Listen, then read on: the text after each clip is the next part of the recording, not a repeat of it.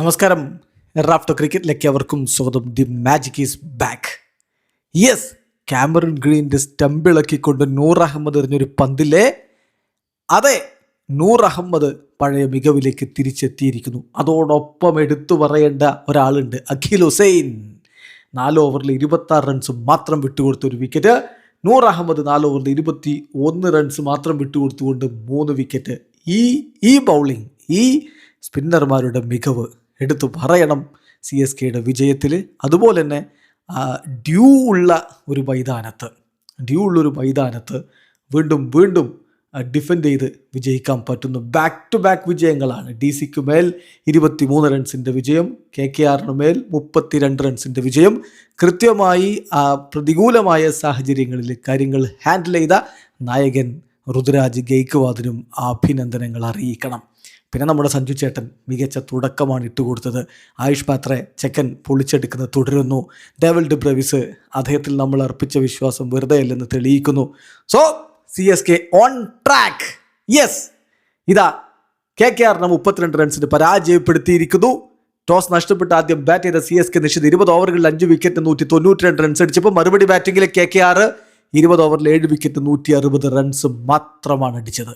മനോഹരമായ ബൗളിങ്ങിലൂടെ, അതായത് ബൗളിങ്ങിൻ്റെ ചില ഏരിയകളിലും മാസീവ് ഇമ്പ്രൂവ്മെൻ്റ് ഉണ്ടായിരിക്കുന്നു. അത് പറഞ്ഞേ പറ്റൂ. ഏതായാലും ഇമ്പ്രൂവ്മെൻ്റ് ഇല്ലാത്തൊരു ഭാഗം ഋതുരാജ് ഗെയ്ക്വാദിൻ്റെ ബാറ്റിംഗ് ഫോമാണ്. അദ്ദേഹവും സഞ്ജു സാംസണും ചേർന്നുള്ള ഓപ്പണിംഗ് കൂട്ടുകെട്ട് 3-ാമത്തെ ഓവറിൽ തന്നെ പൊളിഞ്ഞു. 25 റൺസാണ് അപ്പോൾ സ്കോർ ബോർഡിൽ ഉണ്ടായിരുന്നത്. അനുകൂൽ റോയി അടിക്കാനുള്ള ശ്രമത്തിൽ ഋതുരാജ് ഗെയ്ക്വാദ് റൗമൻ പവലിൻ്റെ കൈകളിൽ ഒതുങ്ങി. 6 പന്തിൽ നിന്ന് ഒരു 4ൻ്റെ സഹായത്തോടെ 7 റൺസ് മാത്രമാണ് അദ്ദേഹം അടിച്ചത്. പിന്നാലെ വന്നിട്ട് 18-കാരൻ ആയുഷ് മാത്രയുടെ പൊളിച്ചെടുക്കുന്ന ബാറ്റിംഗ് ആണ് നമ്മൾ കാണുന്നത്. പയ്യൻ പുലിയാണ് കേട്ടോ. 17 പന്തിൽ നിന്ന് 6 4-ഉം 2 6-ഉം അടക്കം അവൻ 38 റൺസാണ് അടിച്ചത്. ഡേവിഡ് ബ്രവിസ് അദ്ദേഹത്തിൽ അർപ്പിച്ച വിശ്വാസം കാക്കുന്ന ഇന്നിങ്സ് കളിക്കുമ്പോൾ മറുഭാഗത്ത് സഞ്ജു 32 പന്തുകൾ 4 4-ഉം 3 6-ഉം അടക്കം 150 സ്ട്രൈക്ക് റേറ്റിൽ 48 റൺസ് അടിച്ചു. കാർത്തിക് ത്യാഗിയുടെ പന്തിലും മടങ്ങി. ബ്രവിസിനൊപ്പം സർഫ്രാസ് ഖാൻ മുന്നോട്ട്. പക്ഷേ സർഫ്രാസിന് കഴിഞ്ഞ മത്സരങ്ങളിൽ അതേ അഗ്രസീവ്നെസ് പുറത്തെടുക്കാൻ പറ്റിയില്ല. സുനിൽ നാരായണൻ്റെ പന്തിന് ബൗൾഡായി മടങ്ങുകയും ചെയ്തു. 18 പന്തിൽ നിന്ന് ഒരു 4-ഉം 2 6-ഉം അടക്കം അദ്ദേഹം 23 റൺസാണ് അടിച്ചത്. കാർത്തിക് ത്യാഗി തന്നെയാണ് ഡേവിഡ് ബ്രവിസിനെയും മടക്കിയത്. പക്ഷേ അപ്പോഴേക്കും അദ്ദേഹം 29 പന്തിൽ നിന്ന് 4 4-ഉം 2 6-ഉം അടക്കം 41 റൺസ് അടിച്ചിരുന്നു. ശിവൻ ദ്യൂബെ 12 പന്തിൽ നിന്ന് 13 റൺസ് അടിച്ചപ്പോൾ ജെയ്മി ഓവേർട്ടൺ 6 പന്തിൽ നിന്ന് 7 റൺസ് അടിച്ചു.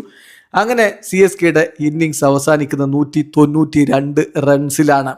മറുപടി ബാറ്റിങ്ങിൽ KKRന് തുടക്കം മുതൽ തന്നെ പണി കൊടുക്കുന്ന കാഴ്ചയാണ് നമ്മൾ കണ്ടത്. സ്കോർ ബോർഡിൽ 13 റൺസ് മാത്രം നിൽക്കവേ 2-ാമത്തെ ഓവറിൽ അൻഷുൽ കമ്പോജ് ഫിനാലിനെ മടക്കി വിടുന്നു. 3 പന്തിൽ നിന്ന് 1 റൺസാണ് അദ്ദേഹം അടിച്ചത്.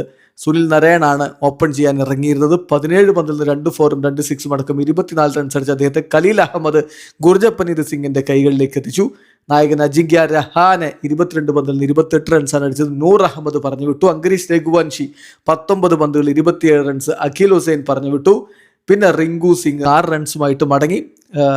കാമറൂൺ ഗ്രീനിനെ മനോഹരമായ പന്തിൽ നൂർ അഹമ്മദ് ബൗൾഡാക്കിയായിരുന്നു. ഗോൾഡൻ ഡെക്കിനാണ് അയാൾ മടങ്ങിയത്. റൗമൻ പവൽ 22 പന്തിൽ നിന്ന് 31 റൺസ് അടിച്ച് പുറത്താകുന്നപ്പോൾ രമൺദീപ് സിംഗ് 23 പന്തിൽ നിന്ന് 35 റൺസ് അടിച്ചു. പക്ഷെ അവരുടെ കൂട്ടുകെട്ടിന് ടീമിനെ വിജയത്തിലേക്ക് കൊണ്ടുപോകാനുള്ള കരുത്തും കെൽപ്പും ഉണ്ടായിരുന്നില്ല. എടുത്തു പറയേണ്ടത് CSKയുടെ ബൗളിംഗ് ആണ്. അൻഷുൽ കമ്പോജ് 4 ഓവറിൽ 32 റൺസിന് 2 വിക്കറ്റ് എടുത്തപ്പോൾ അഖിൽ ഹുസൈൻ 4 ഓവറിൽ 26 റൺസിന് 1 വിക്കറ്റ് എടുത്തു. നൂർ അഹമ്മദ് 4 ഓവറിൽ 21 റൺസിന് 3 വിക്കറ്റുകൾ പിഴുതു. ഇതാ CSK ബാക്ക് ടു ബാക്ക് വിജയങ്ങൾ സ്വന്തമാക്കിയിരിക്കുന്നു. വീഡിയോ അവസാനിക്കുന്ന ക്രിക്കറ്റ് ലോകത്തെ കൂടുതൽ വിശേഷങ്ങളുമായി റാഫ്റ്റോ എത്താം.